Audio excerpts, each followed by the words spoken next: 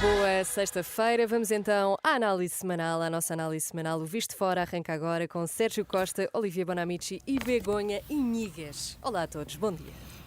Muito bom dia.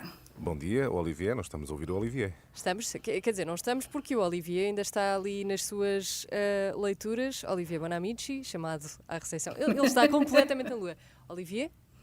Bom, vamos Já ver. estamos. Bom dia. Sim, bom dia. Sim, França é longe, não é? França é um pouco mais Bom distante dia, de Espanha. Olivier. Bom dia. Onde é que estavas? Estava Que é o que concentrado estavas a alguma fazer? coisa. E ele se calhar estava estava. a ver Estavas a ver. mensagem do meu filho. Peço desculpa. Não era nada relacionado com o chat GPT, nem inteligência artificial, até porque esta semana falamos muito do digital, da inteligência artificial a propósito do Web Summit, e eu fiz aqui um exercício. Perguntei ao chat GPT o que é o visto de fora. Sabem qual é a resposta? Ui. Visto de fora não especifica o suficiente para identificar a que se refere, mas, atenção, ele diz, pode referir-se a qualquer projeto, iniciativa ou programa de rádio ou televisão. Está quase lá, por isso vamos lá trabalhar mais um bocadinho. Tenho que treinar um pouco. Hein? Sim. O chat GPT, eu tenho que ouvir a Rádio Renascença. Exatamente, vamos lá trabalhar mais um bocadinho para que o chat GPT chegue à conclusão que este é um excelente programa de rádio. Vamos a isso? Vamos a isso. Muito bem, podemos então avançar. Estava à espera do jingle, mas o chat GPT, pelos vistos, não nos permite ouvir neste momento o jingle. Vamos não, falar mas eu Vamos a permito, isso? mas eu Vamos a permito, isso, sim, então. sim. O Visto Fora é uma parceria Renascença Euronet, a rede europeia de rádios. Euronet Plus. ChatGPT ainda não faz tudo. É verdade. Vamos então à análise dos temas da semana. Começamos pelos assuntos europeus. E se em Portugal há crise política, em Espanha há absoluta crispação. Pedro Sánchez já tomou posse para mais um mandato como presidente do governo espanhol. Um mandato à custa de acordos com a esquerda, com nacionalistas, com independentistas e à custa de uma amnistia a quem promoveu o referendo da independência à Catalunha. A organização do referendo que, enfim, violou a Constituição espanhola. Begonha, claro que vou começar por ti. Sánchez diz que, pelo contrário, este acordo promove entendimentos e não divisões. Como assim? Como é que lês esta declaração de Pedro Sánchez? Certo, é jornalista e dá os titulares como debe ser, Sérgio. Mas é o que diz nos seus discursos, porque ele falou bastantes veces no Parlamento, non é? Foran 2 días de sesión, se falou moitas horas, mas non é só o que diz o Sánchez. Sim.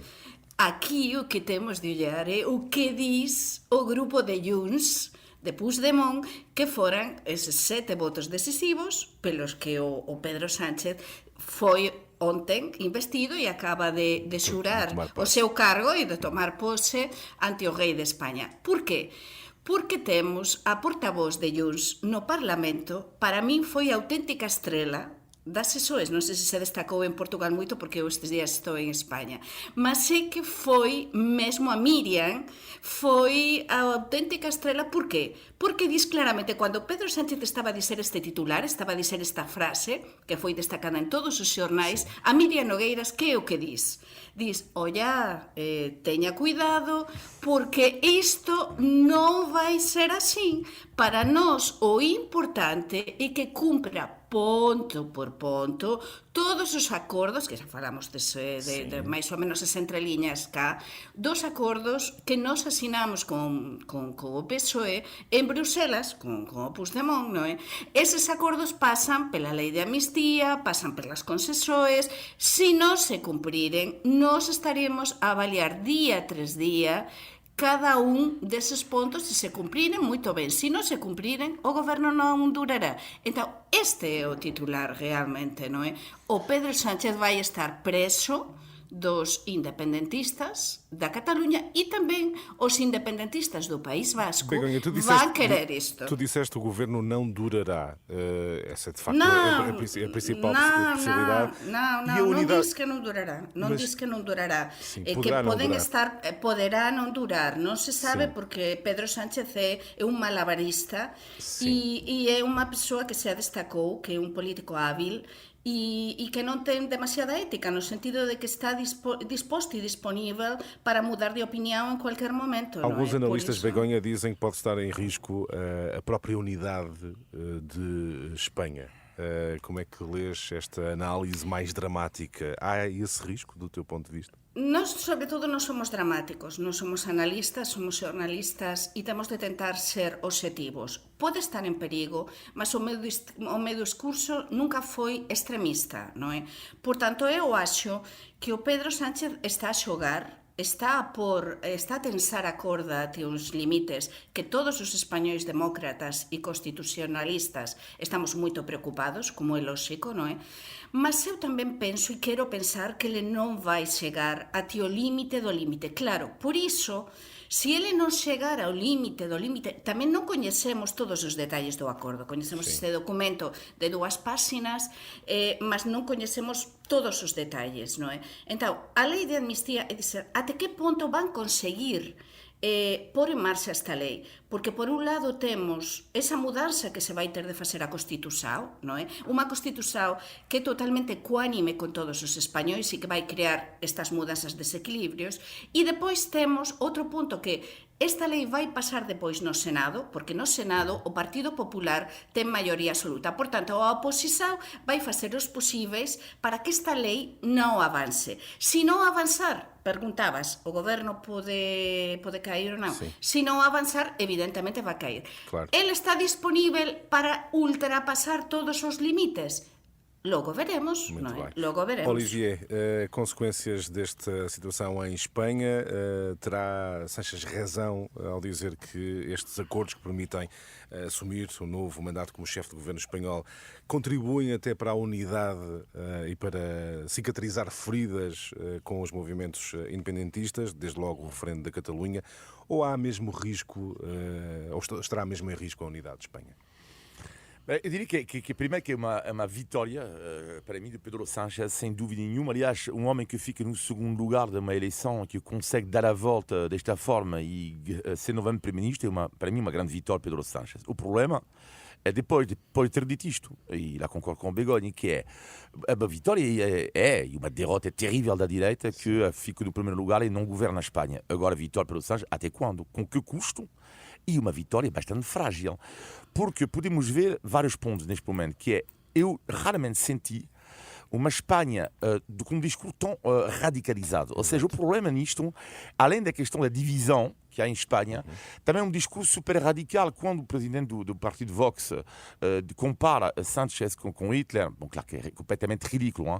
Mas mostra a violência que existe até no próprio discurso dos opositores a Pedro Sánchez. E Begonha diz, claro, que ele vai ter o problema dos independentistas e também há o problema das comunidades autónomas, muitas delas dirigidas pelo Partido Popular. Ou seja, como é que ele vai gerir isto? Além disso, existe a raiva do povo. Ou seja, o povo, eu acho que é o primeiro erro que ele vai cometer, e vai cometer erros, qualquer governante comete erros. Quando tu tens uma maioria assim, mas que é uma maioria simbólica, ou seja, bastante frágil, basta um elemento para isto. E eu, pessoalmente, se eu tivesse que apostar, eu aposto que este governo dificilmente vai até o fim. Mas pode estar completamente enganado, mas eu acho que é muito frágil esta vitória de Pedro Sánchez. Mas tu já disseste que é ainda assim uma vitória de Pedro Sánchez. A Begonha disse que Pedro Sánchez perdoa-me se não é a expressão que utilizaste, malabarista, que sabe dar a volta aos problemas. Isto em tese poderá eventualmente acabar até nas instâncias europeias, nos tribunais europeus? Sí, de feito, xa se o Partido Popular, agora a vicepresidenta do grupo do Parlamento, do Grupo Popular Europeo, é unha exministra española, non é? E a Montserrat o que vai facer precisamente, e está a facer todas as presións en Bruxelas, precisamente para levar isto ao Parlamento, e isto vai se debatir no Parlamento Europeo. É o que está a presionar o grupo parlamentario do Grupo Popular Europeo, non é? Que é mayoritario, aliás, no Parlamento Europeo, e entón está a levar, mas non nos enganemos, é dizer, Europa, Bruxelas, pode presionar até, xa dis que ia acompañar e pediu explicações, como ben sabemos, non é? Ao Pedro Sánchez. Mas até que ponto Bruxelas poderá facer ou non facer nada? Bruxelas nunca interfere nos asuntos internos dos propios países da Unión Europea, mas sí que pode facer ese pressing, non é? Esa presión. E depois eu gostaba de dizer que outra coisa. porque tamén neste visto de fora trátase de dar o noso ollar, non é? Acrescentar algo diferente. E que eu perguntaba, por exemplo, ao meu fillo Tiago, que estuda, e, por certo, Direito e Políticas, é unha dupla licenciatura en Madrid, e ele gosta moito de todos estes temas. Perguntaba, olla, Tiago, como é que estás a viver todo isto? Realmente as coisas en Madrid, eu xa sei ser de xornalista, están tan mal como... E dizme, olla, mai, é verdade que é un grupo de extremistas, que son poquísimos, 5.000, 4.000, 3.000, 6.000 ao sumo, que están a facer moito ruido e están a facer o pior que se pode facer, non é? Como estamos a ver as imaxes.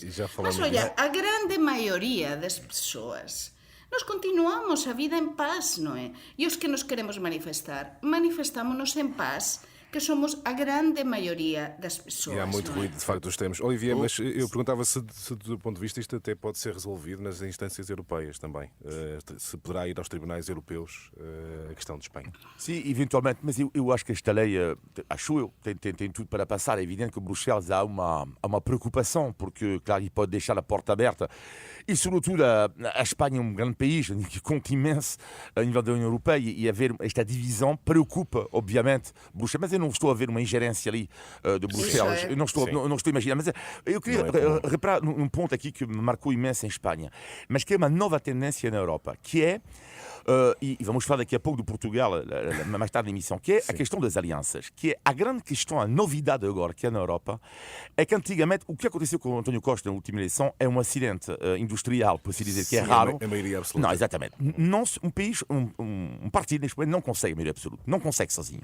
E é preciso buscar alianças. E o que é terrível, no caso da Espanha, e pode acontecer em Portugal e outros países, o que é terrível é que a direita tradicional espanhola só teve uma hipótese, que era aliar-se, você falou, fechar os olhos perante a extrema-direita, e o Partido Socialista Espanhol não teve outra hipótese senão fechar os olhos perante os independentistas. Ou seja, houve uma radicalização por parte da direita tradicional espanhola e uma radicalização também a nível das alianças do Partido Socialista Espanhol. E é pena que não haja, falo por mim, das opiniões, mas é pena que não haja, dentro de um eleitorado mais moderado, até um entendimento. Ou seja, o Sr. Ferro convidou Pedro Sánchez a dialogar.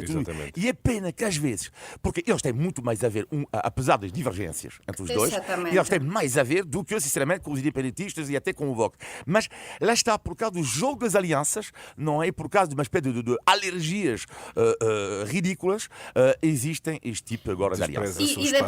E depois eu acrescento também que o próprio Partido Socialista é um partido que se vai ter de reformular. Por qué? Porque o Partido Socialista é un partido constitucional, un partido que foi importantísimo na transição española e na redação da Constitución española, e entón neste momento temos a grande maioría dos históricos, xa non só estamos a falar do presidente Felipe González, Alfonso Guerra, non, a grande maioría dos históricos do Partido Socialista están a sair do partido, por tanto están a ficar só os que están a favor do Sánchez. É un novo Partido Socialista. Entón, estamos a criar novos partidos na Europa con outros principios, con outra reformulação. E isto é importante. Eu pedi aos ouvintes da Renascença que lesen hoxe, que entrasen no site da Renascença e lesen o artigo de opinião do Francisco Sarfil Cabral a falar España dividida.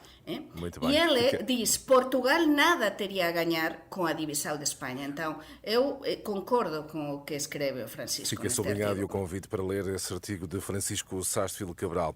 De Espanha, vamos para a França, onde no passado domingo milhares saíram às ruas de Paris contra o antissemitismo, com a extrema-direita empenhada nessa causa. É caso para dizer que o mundo mudou muito.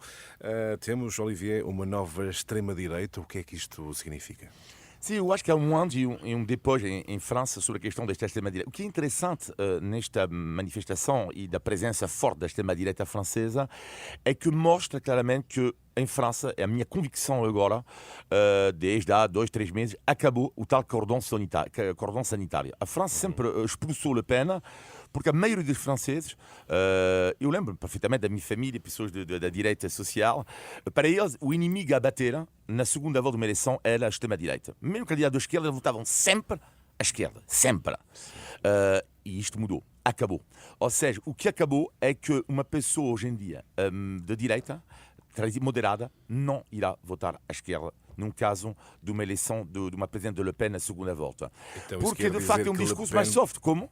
Pode querer dizer que Le Pen pode, de facto, chegar ao poder. Mas eu, neste momento, eu tenho a minha sensação que ela, nas sondagens, está no primeiro lugar na primeira volta. Não há sondagem recente numa segunda volta. A França funciona um sistema diferente, não é? Mas eu tenho a minha convicção que ela ganhava. Ela ganhava porque, de uma certa forma, a ideia dos franceses ainda não é em Portugal no caso do Chega, não é? Porque o discurso de Marine Le Pen é mais soft do que o discurso de Ventura, e ainda mais do que o partido do Vox. Não tem nada a ver. O partido do Vox é muito mais radical neste momento do que a extrema-direita francesa.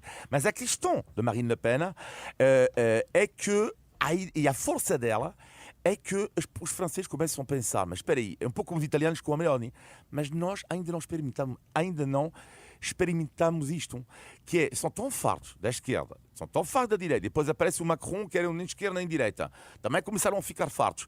E há tal ideia e por que não tentarmos algo que nunca tentamos. E é por isso que eu acho que ela está muito bem colocada neste momento para ganhar, mas ainda falta bastante. Acreditas, Begonha, que é um sentimento comum a toda a Europa, isto que é descrito pelo Olivier em França? Por que não experimentar agora um projeto mais radical, mais extrema-direita?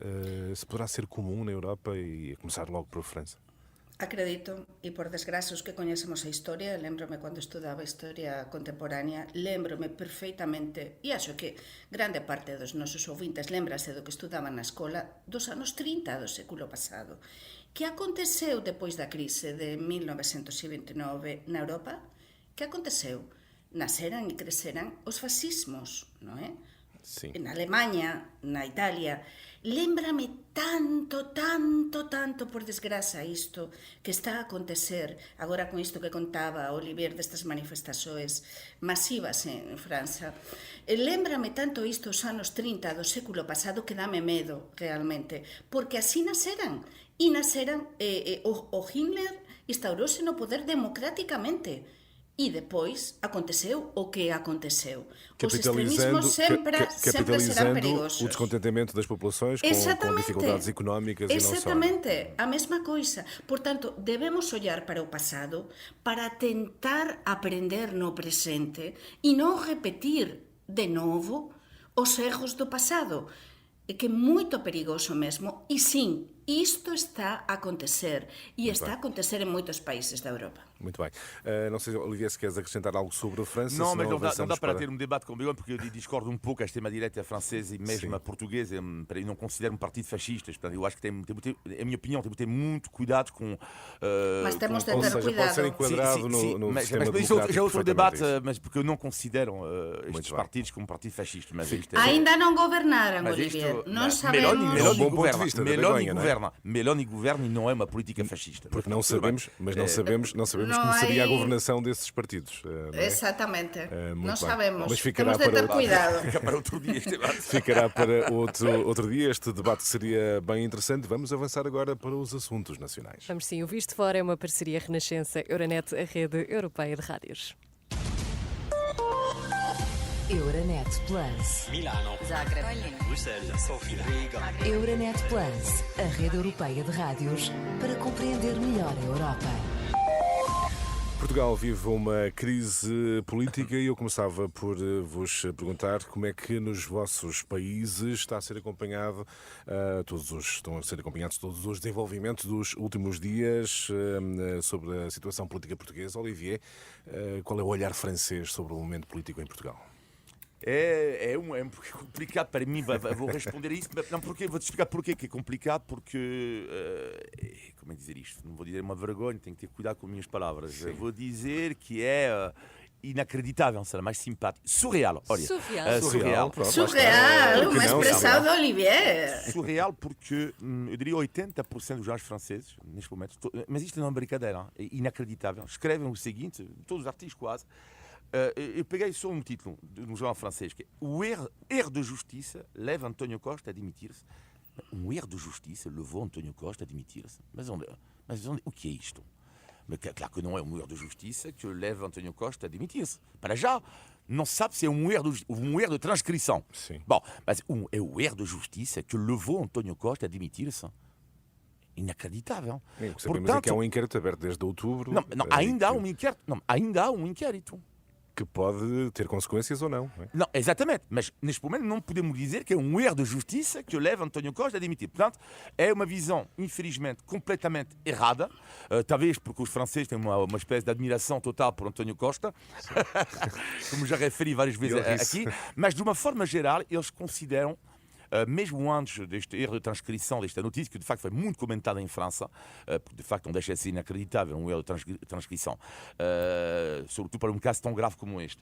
Mas, de uma forma geral, os franceses, os suíços, os belgas, os países francófonos consideram, visto de fora está, que as acusações que não são assim tão fortes como isso para levar à demissão de um governo e para haver um cisma político em Portugal. Essa é a visão. Esta visão de fora dos países francófonos. Muito bem. E de Espanha, qual é a visão sobre os mais recentes acontecimentos, os últimos desenvolvimentos em Portugal? Begoña. Pois non se está a titular así, mas continúase a destacar muitísimo, mas muitísimo mesmo, todo o que ten a ver con a actualidade política portuguesa, e olla que tivemos esta semana con todo o que falamos antes, con a actualidade nacional española moito quente.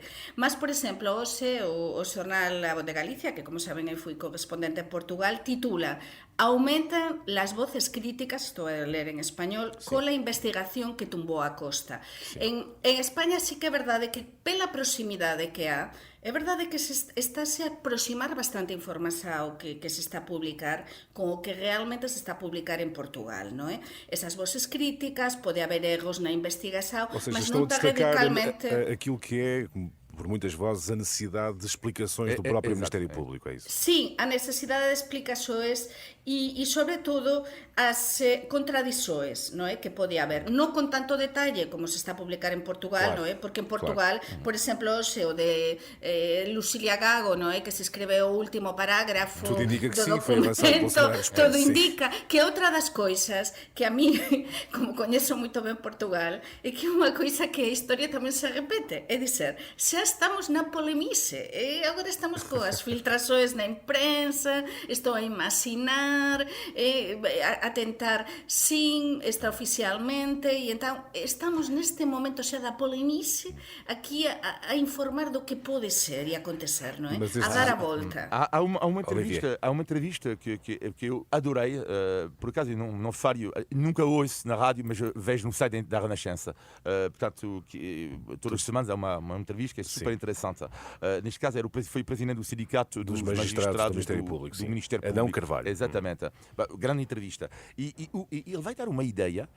E de facto é isso para mim que é a chave. Ele diz, no meio da entrevista, que a Procuradoria em Portugal devia ter uma espécie de central de comunicação para explicar de forma mais pedagógica os inquéritos mais mediatizados. Olha, concordo plenamente. E aliás, em França existe isso. Em França, por exemplo, os procuradores falam muito para explicar mesmo os casos em curso. Quando há o motivo de interesse público, e claro que quando isto não interfere com a investigação em si, como é óbvio, claro. Não é? Mas os polícias, até sempre fiquei em Portugal um pouco, isto é algo interessante, os polícias falam muito pouco, a Procuradoria fala muito pouco, e eu acho que é exatamente o contrário que se devia fazer nos casos de interesse público, que foi exatamente este caso. Em Espanha também é assim, Begoña, os procuradores explicam os processos?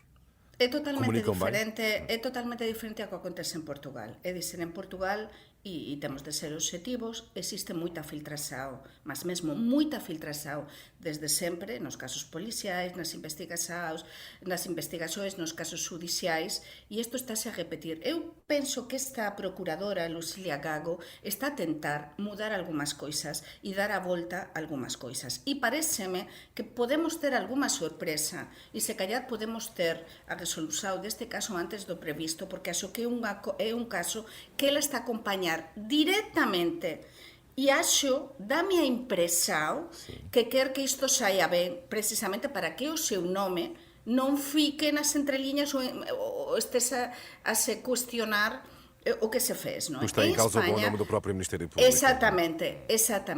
Mas no caso de España, é verdade que comunícase máis directamente, non é? Os casos comunícase máis directamente, há máis conferencias de imprensa, há máis reunións coas propias persoas, os propios magistrados. Sí. Aliás, unha colega miña da Radio Cadena COPE é a presidenta precisamente da Asociación dos Xornalistas xurídicos ou xudiciais que puntualmente teñen bastante información transparente, teñen reunións, encontros bastante frecuentes coa magistratura, co propio coas persoas, non é, que están melhor os processos estão eu em penso curso. Que sim. Fica aqui o exemplo, se Lúcia Gago estiver a ouvir o Visto de Fora, certamente que está, fica aqui o exemplo de França e Espanha. Mas este caso, a Operação Influencer, tem naturalmente implicações políticas. Depois da demissão de António Costa, haverá eleições diretas no Partido Socialista entre Pedro Nuno Santos e José Luís Carneiro, sendo que Pedro Nuno Santos parece partir à frente. Será provavelmente o próximo secretário-geral do Partido Socialista. Enfim, não sabemos, mas tudo aponta para isso. Mas eu aproveitava para recordar uma declaração que o fez ainda mais conhecido. Em 2011 era deputado no tempo da Troika. Pedro Nuno Santos, que poderá eventualmente vir a ser primeiro-ministro, afirmou isto mesmo. Na situação em que nós vivemos, eu estou marimbando para os nossos credores. Estou marimbando para o Banco Alemão, que emprestou dinheiro a Portugal nas condições em que emprestou. Estou marimbando que nos chamem irresponsáveis. Nós temos uma bomba atómica que nós podemos usar na cara dos alemães e dos franceses. E essa bomba atómica é simplesmente não pagamos. Ou os senhores se põem finos, ou nós não pagamos. E se nós não pagarmos a dívida e se lhes dissermos, as pernas dos banqueiros alemães até tremem. Bom, se nós não tivermos que pagar, também não pagamos. Mas numa primeira fase, bluff. Numa primeira fase, bluff. Isto não é bluff, isto aconteceu mesmo. Não pagamos, estou-me marimbando para os bancos. Como é que, visto de fora, se olha para uma declaração destas, já foi em 2011, mas de alguém que pode assumir a chefia do governo de Portugal? Olivier? Não, mas se tu começas agora, se todas as semanas aqui vamos colocar o que dizem os políticos que se contradizem, a gente nunca mais paramos. Não. Podemos fazer esse exercício. Não, mas por isso dá-me o direito de não achar, eu acho que isto faz parte da vida política, os erros, até uma declaração que eu considero triste, mas assim, cada político tem isso, e se começarmos a dizer, pior ainda, as contradições, então lá nunca mais paramos. Mas a intenção é perguntar se não poderá estar aqui um lado do Partido Socialista um pouco mais... vou utilizar a expressão mais radical, não será a expressão mais adequada, mas que não vai àquele espaço de mais moderado que defendias há pouco neste programa. Sim, eu diria que a questão aqui do Pedro Nuno Santos é que ele tem uma vantagem e uma desvantagem. A vantagem é exatamente o que acabei de dizer, que é alguém mais radical, não é do Partido Socialista, é à esquerda do PS. E isto é uma grande vantagem no mercado do Geringonça 2. É óbvio, porque o PS nunca vai ganhar a eleição com maioria absoluta. Eventualmente pode ser primeiro ou segundo, e se a direita não consegue criar uma aliança, então claro, para mim, ele tem a grande vantagem para uma outra geringonça. A desvantagem é o quê? Eu diria duas. Há a questão da TAP, porque eu acho que os portugueses já não querem, acho eu, não há sondagem recente sobre isso, mas eu acho que a maioria dos portugueses é a favor, neste momento, da privatização da TAP, e sobretudo, a grande desvantagem é o homem da continuidade. Ou seja, um homem que, claro, ele saiu do governo, mas é um homem um pouco que faz parte da máquina do Partido Socialista, está ligado ao governo António Costa. Enquanto, por exemplo, o José Luís Carneiro, apesar de fazer parte do governo, ele não está na cabeça das pessoas, não está tão ligado, não é? E para mim será a única vantagem de José Luís Carneiro. Aliás, já afirmou que estaria disponível também para viabilizar um governo minoritário do PSD. Begonha, como é que Pedro Nuno Santos será uma boa escolha, digamos assim, para liderar o Partido Socialista? Tudo aponta que será de facto o escolhido. Além do que me estás a perguntar, tamén perguntabas, non é, por estas palabras dele, e eu digo que ele é preso, e somos presos das nosas palabras, non é? Porque os hoxe en día podemos rapidamente ollar, mas todos somos, todos e todas, presos das nosas palabras. E A debemos verdade é ter que na cuidado. política aquilo que ontem era verdade, hoje pode ser de alguma forma Claro, mentira. mas pronto, mas se me fica, permitem a mas expressão. sí, mas todo, na política, na vida, todo, non é? Temos sobre todo de ser moderados e asumir os erros. E ele asume erros. Unha coisa boa é que ele recoñece os erros. E ele diz, e como diz há uns días públicamente na presentación da súa candidatura. Mas eu discordo un bocado con Olivier no de que o Xosé Luís Carneiro é continuidade e o Non, non fez Non, ao isso. contrário. ao contrario, que o Pedro Nuno Santos é continuidade e o Xosé Luís Carneiro é Uma mudança. pronto, a novidade. Non, son as dúas persoas, os dois son continuidade, porque os dois son do PS, só que o Pedro Nuno, como todos sabemos e ele é moito claro, ele da ala da parte esquerda do Partido Socialista. E como é verdade, decía Olivier, ele negociou e foi un dos negociadores da Seringonsa, e entón ele o ten moito fácil para unha Seringonsa 2, non é? O seu estilo. Ou seja, pode contribuir mais para uma e o Xosé Luís polarização Carneiro na política sí, portuguesa. exactamente, o Xosé Luís Carneiro é moito máis moderado, é un home máis de centro, mas pronto, nunca se sabe, como é unha persoa moderada, nunca se sabe tamén que pactos podería facer, non é? Exatamente, Mas teremos que ao que esperar. vamos, os dois son homes do partido e homes de continuidade. Só que é verdade que o Pedro Nuno Santos moderou un bocadiño destas palabras que acabamos de ouvir até agora, moderou Temos que- bastante o seu discurso. Temos que avançar se vamos para o índice de Tugalidade, Teresa. Vamos a isso. Índice de Tugalidade. E nesta sexta-feira, dia 17, eu e o Sérgio temos uma pergunta que primeiro nos divide já, a mim e a ti, Sérgio, porque todos sabemos que em Portugal uma cerveja à pressão se diz, em algumas zonas do país, imperial. Não, fino. Exatamente, no caso do Sérgio, que está no Porto, diz fino. A minha pergunta é, porquê imperial? Porquê é que se diz imperial? Porquê é que pedimos uma imperial? De onde é que vem este nome? Olivier? Begonha? Ou seja, é difícil, é? Imperial, teve Não sei com se tem algum Império. palpite. Porque Teve había com- unha Imperium. marca de cervexa que era imperial, ou chamábase imperial, ou unha máquina onde se tiraba as cervexas que era imperial, non sei. Já mas imagino acertaste, que habería Begonha. unha É isso. Begonha, já Estás a está brincar certo. comigo. Havia uma Uau. marca. Então vamos lá. Como faria o José Hermano Saraiva, até 1916 existiu em Portugal uma fábrica de cerveja chamada Germânia, ficava na Avenida Almirante Reis e tinha uma marca que era esta, como tu estavas a dizer, e bem Begonha. Era a primeira marca de cerveja de pressão, chamava-se Imperial, era vendida em barril de madeira, servida nas tabernas, nas tascas, só que o símbolo desta fábrica era uma águia e as letras remetiam para a Alemanha da época. Nesse ano, 1916, Afonso Costa, que era primeiro-ministro, decide que Portugal entra na Primeira Guerra Mundial. Portanto, ter uma fábrica com o nome Germânia, quando o país entra numa guerra, fazia alguma comichão. E por isso os acionistas da Germânia decidiram então mudar o nome da fábrica para Portugália. E assim ok. nasceu ainda, Uau, a hoje incrível, conhecida Portugal. E é por isso Eu não entendo, Dizemos eu bebo tantas imperiais. Já agora para acrescentar, Com fino moderação, nem com sequer, a moderação. expressão fino nem sequer é originária do Porto. Nasceu em Coimbra e diz-se fino porque a cerveja era servida em copos muito finos. Daí a palavra fino. Uau. obrigada, foi o índice de Interessante. Boa, Portugalidade. Índice de Tugalidade. Por acaso roubaste-me a deixa da próxima semana, Sérgio, porque eu ia ao pronto, então fino peço desculpa. a semana, mas não há problema. Vamos aos positivos e aos negativos desta semana. Começamos contigo, Begonha, o negativo desta semana. Pois para mí os negativos son dúas coisas, unha que non se está a resolver, porque estamos coas crises políticas e demais, mas non se está a resolver a situación tamén dos médicos, a situación das urxencias en Portugal, a situación dos centros de saúde, a situación da falta de médicos nos hospitais, todo o que ten a ver con a carreira tamén dentro do que son os cuadros na saúde en Portugal.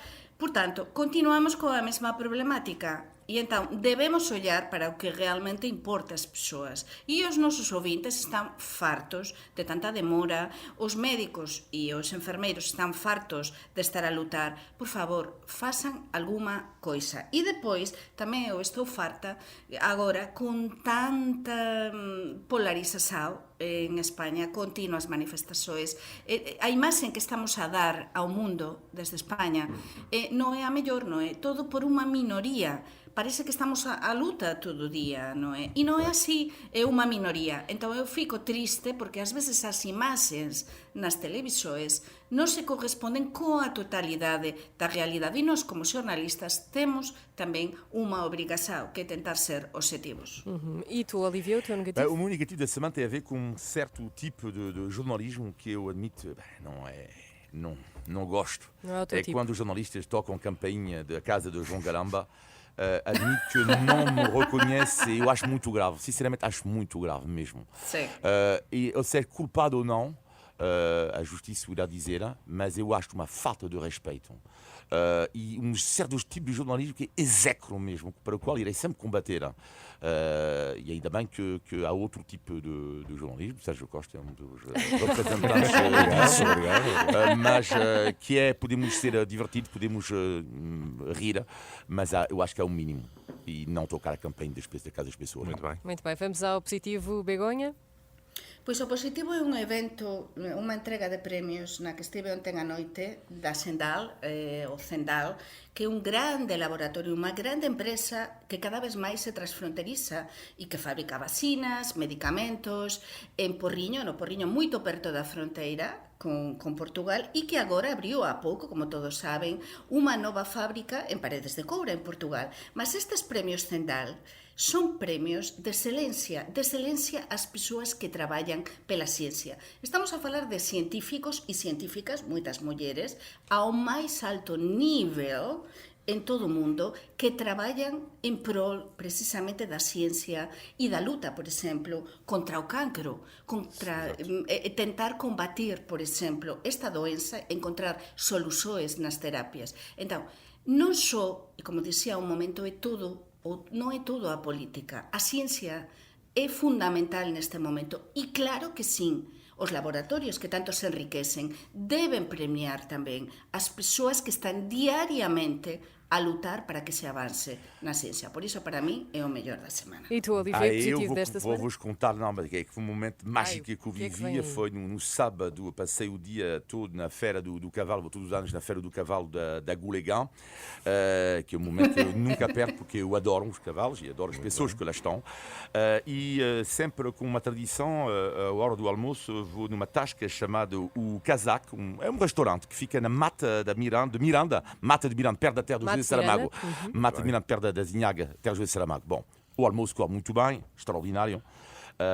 Como habitual neste restaurante onde vou lá todos os anos, mas depois o momento de magia vai começar quando vou simpatizar, e os meus amigos, lá estávamos na Feira do Cavalo, com um grupo de ribatejanos. Um deles é Hugo, era fadista, cantou fado para nós, inacreditável momento de magia, e ele não é o trabalho dele, ele cantava, nós passamos um momento de humanidade arrepiante. Hugo, que contou fado, os seus amigos, todos falávamos das nossas diferenças culturais, falávamos de Portugal, falávamos do ribatejo, dos costumes do ribatejo, e até o momento também muito emocionante para mim, quando um homem, infelizmente esqueci-me, a senhora, do seu nome, que levou no restaurante uma cana rachada e começou a tocar para nós a cana rachada. Incrível. O Ribatejo tem esse... Ai, é isto que estamos a ouvir. Ai, que bom, que bom, que bom, que bom. Continua. Isto foi um momento de magia e queria partilhar com vocês este dia de sábado magnífico. Você imagina o que é conhecer a cultura ribatejana, cana rachada, um pequeno fado, uma imperial, com moderação.